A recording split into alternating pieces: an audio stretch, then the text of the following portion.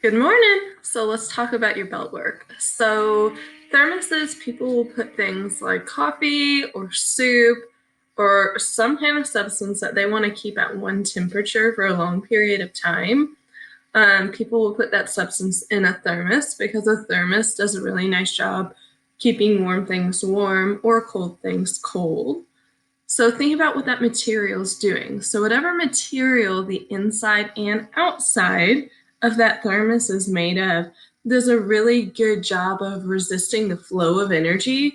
So if this were my inside of my thermos or my thermos wall, if you will, and this is my hot soup or hot coffee that I put in, those particles are moving quickly, quickly, quickly. But when they get up to this material, the material doesn't want to move. That's an insulator's job, right?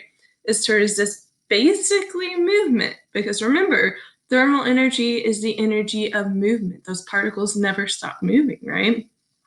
So when the soup comes over, it's all crazy like, right? And it comes up to the wall of the thermos, and those materials that the thermos is made of resist that movement. I have a better question for you though. Pause this video, go look and see what the outside of that substance is made of that thermos is made of.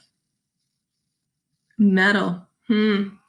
So what's really interesting is thermoses, as well as those awesome hydro flasks that you guys have, you know when you dent them? So what works with those is they have a double layer wall.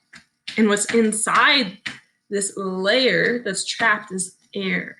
Air is a really good insulator. Metal itself is not a good insulator, though. It's actually what's inside of those thermoses, what's inside of those hydro flasks between the double layer wall. That works really well. When you dent your water bottle, because I guess it's cool, it actually reduces the effectiveness of the vacuum seal of the air that's in between the two layers. So dented hydro flasks don't work as well as undented hydro flasks. A downfall of the product. My coffee cup would probably work a lot better. It's just ceramic.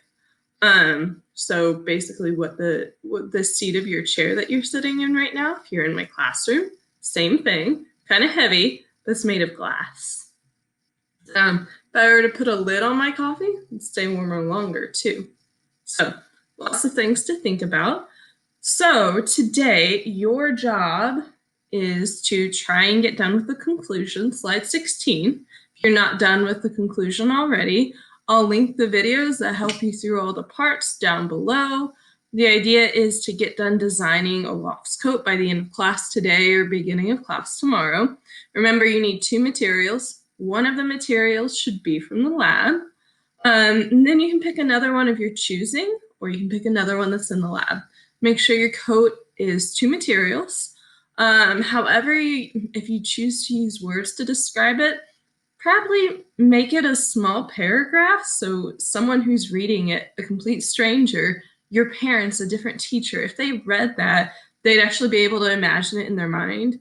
I was reading some submissions yesterday that people have already turned in. I was struggling trying to wrap my brain around what it would look like.